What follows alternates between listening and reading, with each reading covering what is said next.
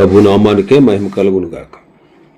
కూడి వచ్చిన మీ అందరికీ, కర్మల ఆత్మీయ సహవాస సంఘ విశ్వాసులందరికీ మన ప్రభువును ఆయన ప్రియ కుమారుడునైన యేసుక్రీస్తు వారి శ్రేష్టమైన నామంలో శుభములు మరియు అందరికీ వందనాలు. యెషయా గ్రంథం 38వ అధ్యాయాన్ని మనం ధ్యానం చేసుకుందాం. యెషయా గ్రంథం 38వ అధ్యాయం. ఈ అధ్యాయంలో ప్రాముఖ్యమైన విషయం ఏంటంటే, హిజ్కియాకు మరణకరమైనటువంటి రోగము వచ్చుట. హిజ్కియాకు మరణకరమైన రోగం వచ్చుట.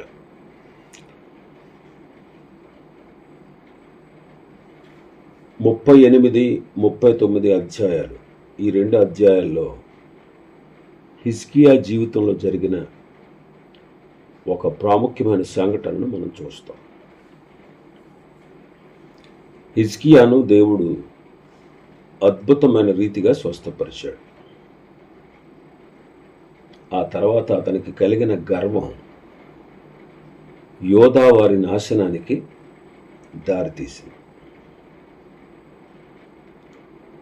36, 37 అధ్యాయాల్లో హిజ్కియా గొప్ప విశ్వాసిగా చూపించబడ్డాడు.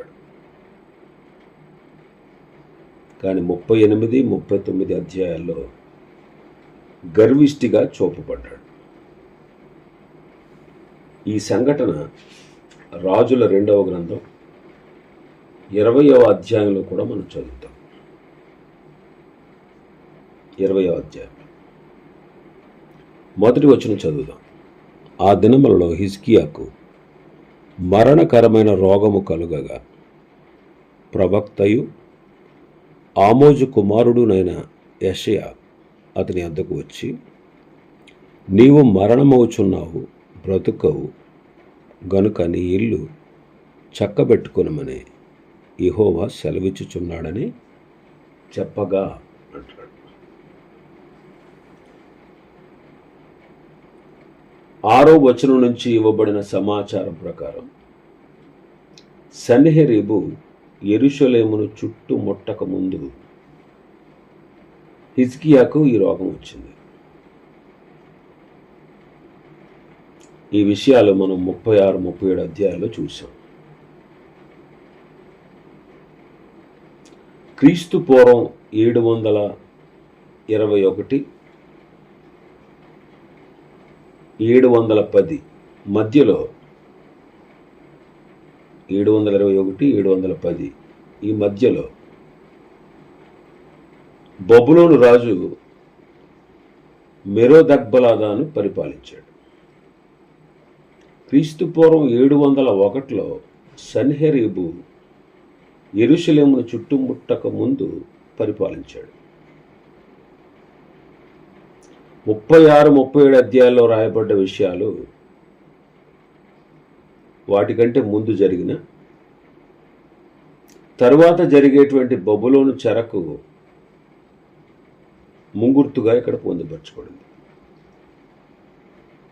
హిజ్కియా ఒక తప్పు చేశాడు. ఆ తప్పిదం వల్ల యోధా వారు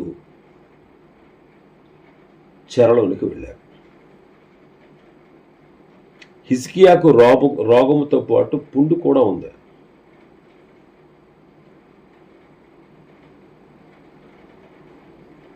సన్హెరీబు యెరూషలేమును చుట్టుముట్టిన 3 రోజుల ముందు ఈ జబ్బు వచ్చింది. శత్రు సైన్యాన్ని చూసి భయపడినందువల్ల హిజ్కియాకు ఈ రోగం వచ్చి ఉంటుంది అని కొందరి అభిప్రాయం. యెషయా ద్వారా దేవుడిచ్చిన అభయం వల్ల హిజ్కియా రోగం నయమైపోయింది. సన్హెరీబు సైన్యం నాశనమైంది. ఎంతవరకు హిజ్కియా వివాహం చేసుకోనందుకు సంతానం కూడా లేకుండా ఉన్నాడు. తన తర్వాత రాజ్య పరిపాలనకు వారసుడిని ఏర్పరచుకోలేదు. దేవుని యొక్క ఉగ్రతకు అదొక కారణమని జార్కి అనేటువంటి బైబిల్ పండితుడు అభిప్రాయపడుతున్నాడు. వ్యక్తులకు వ్యాధులు రావడం సహజం. కొన్ని వ్యాధులు మరణానికై వస్తాయి. కొందరు తమ ఆలోచనలు అనుకున్నట్టుగా జరగనప్పుడు వ్యాకులంతో వ్యధతో మరణిస్తారు. అందులో ఒకడు అహీతోఫెలు. సమూయేలు 2వ గ్రంథం 17వ అధ్యాయం 23వ వచనం. అహీతోఫెలు తాను చెప్పిన ఆలోచన జరగకపోవుట చూచి గాడిదకు గంత కట్టి ఎక్కి తన ఊరనున్న తన ఇంటికి పోయి తన ఇల్లు చక్కబెట్టుకొని ఉరిపోసుకొని చనిపోయాడు. ఎందుకంటే అహీతోఫెలు చెప్పిన ఆలోచనను అబ్షాలోము అంగీకరించని కారణంగా అహీతోఫెలు వ్యధతో వ్యాకులంతో మరణించాడు. యోహాను సువార్త 11వ అధ్యాయం మొదటి 5 వచనాల్లో చూస్తే లాజరు రోగి అయి మరణించాడు. ఆ మరణం దేవుని మహిమ కొరకే వచ్చింది. దోర్కా కూడా కాయిలా పడి మరణించింది.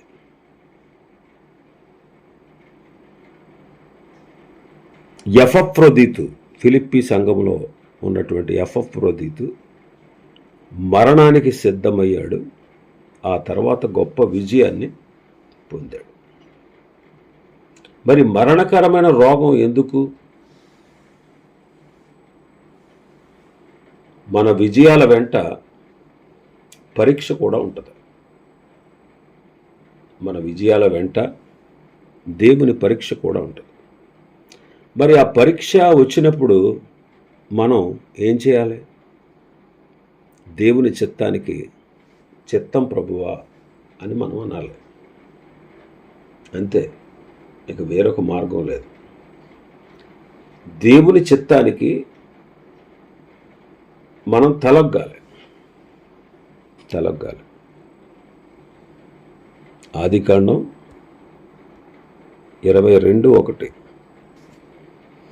ఆ సంగతులు జరిగిన తర్వాత దేవుడు అబ్రాహామును పరిశోధించెను.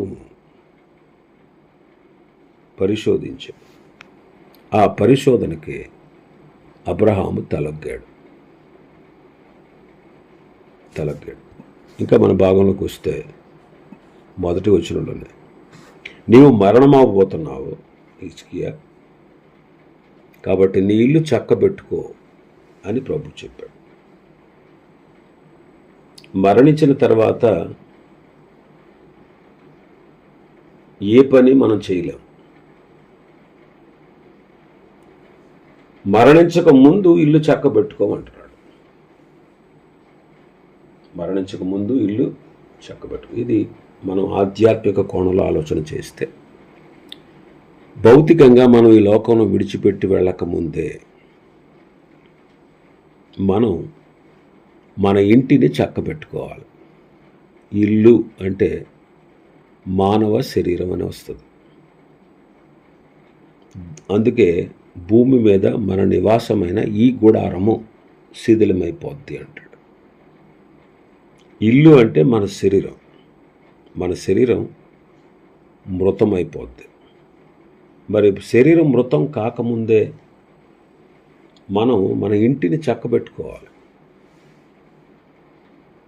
ఈ శరీరము శిథిలమైపోద్ది, ఈ గుడారం శిథిలమైపోద్ది. కానీ దేవుని చేత కట్టబడినది నిత్యమైన నివాసం పరలోకంలో మనకు ఉంది.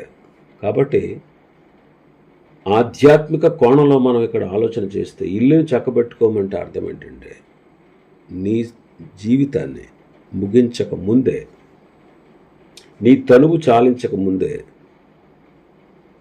నీ గమ్యమేంటో నీవు బ్రతికి ఉన్నప్పుడే నిర్ధారణ చేసుకోవాలి. ఇల్లు చక్కబెట్టుకోవడం అంటే ఆత్మీయ అర్థం ఏంటంటే, మనం చనిపోకముందే రక్షకుణ్ణి ఎరిగి పాపక్షమాపణ పొంది మారు మనస్సు పొంది దేవునితో మనం ఏకీభవించడం, దేవునితో మనం అది ఒక రకంగా ఇల్లు చక్కబెట్టుకున్నట్టు. రెండవది, ఇల్లు అంటే కుటుంబం అని కూడా వస్తుంది.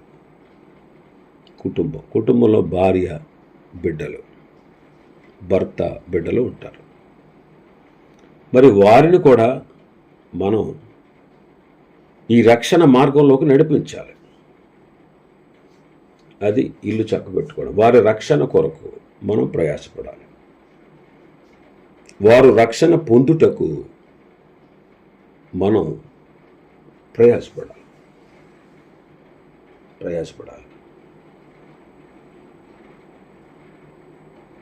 మూడవది, సంఘము అంటే ఇల్లు సంఘానికి సూచన, సమాజానికి సూచన. చక్కబెట్టుకోవడం అంటే ఏంటంటే మనం రక్షణ పొందాలి, దేవునితో ఏకీభవించాలి, దేవుడు పరిశుద్ధుడని, మనము జన్మతః పాపులమని, ఆదాము అవ్వల అవిధేయత వల్ల ఆ పాపం మనకు కూడా వర్తిస్తుందని, మనం పాపులము కాబట్టే పాపం చేస్తున్నామని, ఈ పాపానికి దేవుని న్యాయమైనటువంటి శిక్ష అగ్ని గంధకాలతో మండు గుండంలో పాలు పొందడం అని, మరి దేవుడు మన కొరకు ఏర్పాటు చేసినటువంటి విమోచకుణ్ణి, మెస్సయ్యను, యేసుక్రీస్తునందు విశ్వాసం ఉంచి ఆయన నా పాపాల కొరకు, నా కొరకు శరీరధారిగా వచ్చి నా రక్షణ కొరకు ఆయన తన రక్తాన్ని చిందించి మరణించి సమాధి చేయబడి 3వ దినాన తిరిగి లేచాడని, మనల్ని దేవుడు అంగీకరించే విధానం అదేనని మనం గుర్తెరిగి దేవునితో ఐక్యం అవడం, దేవునితో సమాధాన పడడమే ఇల్లు చక్కబెట్టుకోవడం అంటే. కాబట్టి ఆ రీతిగా మనం దేవునితో సమాధాన పడాలి. రెండవది, మన కుటుంబాన్ని సిద్ధపరచాలి. ఇంకా నశించిపోతున్న ఆత్మల పట్ల మనం బాధ్యత కలిగి ప్రవర్తించాలి. ఒకవేళ సంఘ కాపరి అయితే సంఘాన్ని కూడా ఆ రీతిగా సిద్ధపరచాలి. మరి సంఘంలో కొంతమంది పెద్దలుగా ఉంటారు, పరిచారకులుగా ఉంటారు. వాళ్ళను కూడా పౌలు గారు ఏమన్నాడు? మీ ఇంటిని పరిపాలన చేయండి అన్నాడు. తిమోతి మొదటి పత్రిక 3వ అధ్యాయం 4 మొదటి నుంచి చదువుదాం. ఎవడైనా అధ్యక్ష పదవిని ఆశించిన ఎడల అట్టివాడు దొడ్డ పనిని అపేక్షించుచున్నాడన్న మాట నమ్మదగిన. మరి అధ్యక్షుడగువాడు నిందారహితుడుగా, ఏకపత్ని పురుషుడుగా, మితానుభవుడుగా, స్వస్థబుద్ధి గలవాడుగా, మర్యాదస్తుడుగా, అతిథి ప్రియుడుగా, బోధింపతగినవాడుగా ఉండాలి. మద్యపాని అయి ఉండకూడదు, కొట్టువాడుగా ఉండకూడదు, సాత్వికుడుగా, జగడమాడనివాడుగా, ధనాపేక్ష లేనివాడుగా, సంపూర్ణ మాన్యత కలిగి తన పిల్లలను స్వాధీనపరుచుకొనుచు తన ఇంటి వారిని బాగుగా ఏలువాడై ఉండవలను. ఎవడైనా తన ఇంటి వారిని ఏలనేరకపోయిన ఎడల అతడు దేవుని సంఘమును ఎలాగూ పాలించు. కాబట్టి అధ్యక్ష పదవి ఆశించేవాడు లేదా పరిచారకుడు ఎవరైనా సరే మొదట ఇంటి వారిని బాగుగా ఏలువారై ఉండాలి. ఇంటి వారిని బాగుగా ఏలకపోతే దేవుని సంఘాన్ని ఎలాగూ పరిపాలిస్తాడు అని ప్రభు అడుగుతున్నాడు. భక్తుని ద్వారా ప్రభు మనతో మాట్లాడతాడు. కాబట్టి ఇంటిని చక్కబెట్టుకోవడం అంటే అది. మనం చనిపోకముందే దేవునితో సమాధానపడి మన ఇల్లును చక్కపరుచుకోవాలి. దేవుడు మనకు ఇచ్చినటువంటి కుటుంబం అనే ఇల్లును చక్కపరచాలి. ఇంకా దేవుడు నీ పట్ల కృప చూపిస్తే నశించిపోతున్న ఆత్మల పట్ల కూడా భారం కలిగి వారిని కూడా సరి అయిన మార్గంలో, ఇల్లు చక్క పెట్టుకోవడం అంటే అదే, సరి అయిన మార్గంలో నడిపించాలి. అప్పుడు హిజ్కియా ఏం చేశాడు? 2-3 వచనాల్లో అతడు ప్రార్థన చేశాడు.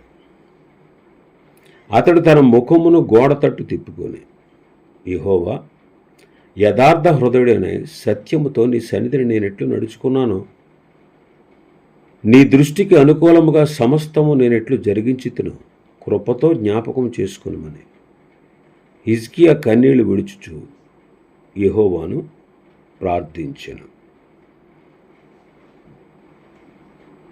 కన్నీళ్లు విడుస్తూ ప్రార్థించాడు. మరణానికి సిద్ధపడకుండా ఆయుష్ కొరకే ప్రార్థించాడు. గోడ తట్టు ముఖాన్ని తిప్పుకొని ప్రార్థిస్తున్నాడు.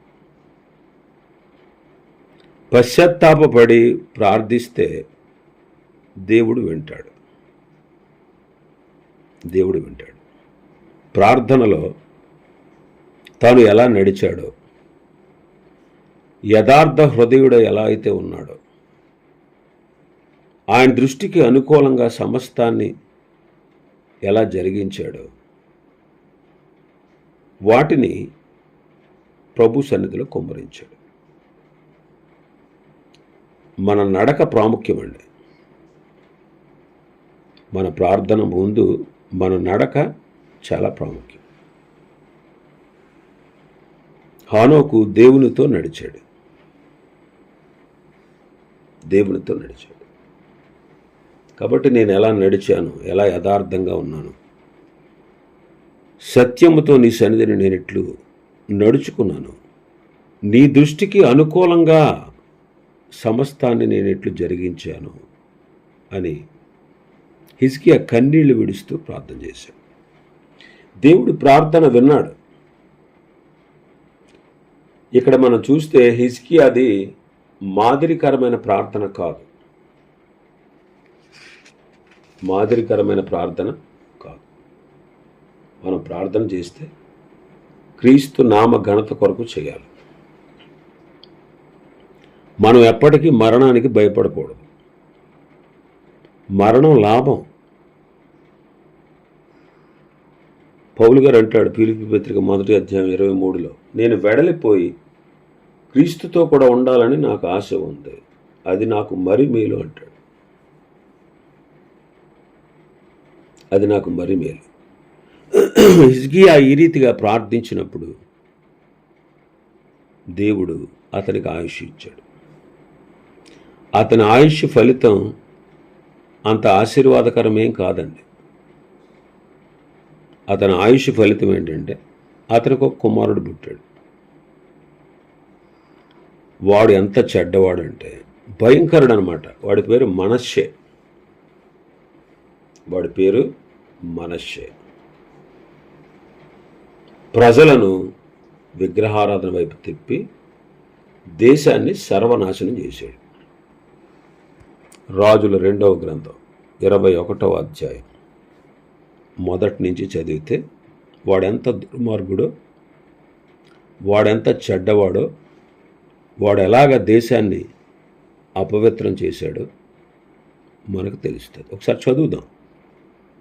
రాజుల 2వ గ్రంథం 21వ అధ్యాయం మొదటి నుంచి. మనష్షే ఏలన ఆరంభించినప్పుడు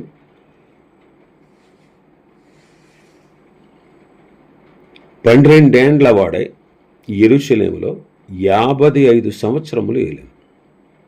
అతని తల్లి పేరు హెప్షిబా. అతడు యెహోవా దృష్టికి చెడుతనము జరిగించుచు ఇశ్రాయేలీయుల ఎడల ఎదుట నిలవకుండా యెహోవా వెళ్ళగొట్టిన జనములు చేసినట్లు హేయక్రియలు చేయుచూ వచ్చెను. తన తండ్రి అయిన హిజ్కియా పడగొట్టిన ఉన్నత స్థలములను తిరిగి కట్టించాడు. బయలుదేవతకు బలిపీఠాలు కట్టించాడు.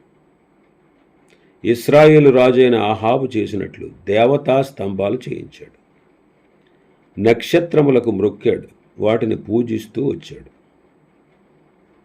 4వ వచనంలో, మరియు నా నామము ఉంచుదునని యెహోవా సెలవిచ్చిన యెరూషలేములో అతడు యెహోవా మందిరమందు అన్య దేవతలకు బలిపీఠాలు కట్టించాడు.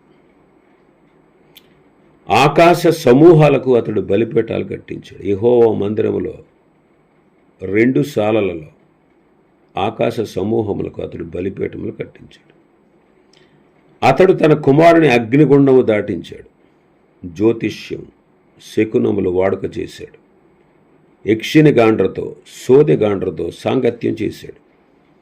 ఈ ప్రకారం అతడు యెహోవా దృష్టికి బహుగా చెడుతనము జరిగించుచు ఆయనకు కోపం పుట్టించాడు.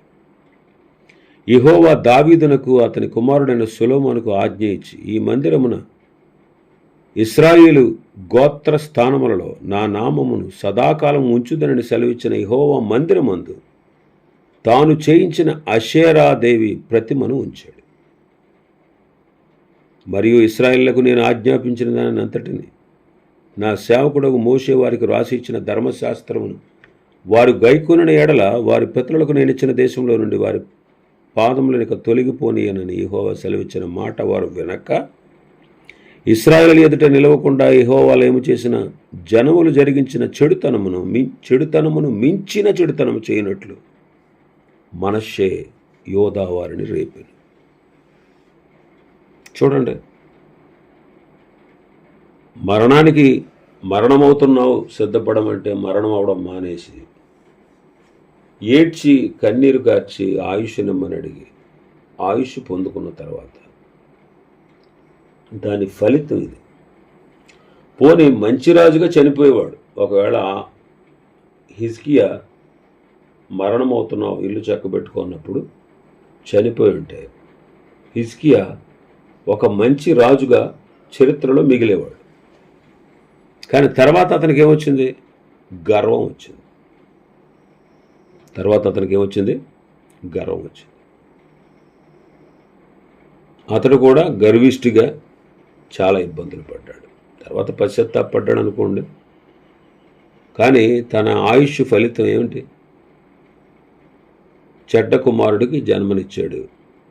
తన తర్వాత దేశం అంతా కూడా విగ్రహారాధనతో నిండిపోయింది. భయంకరమైనటువంటి విగ్రహారాధన అనమాట. దేవాలయాన్ని కూడా పాడు చేసేసాడు వీడు.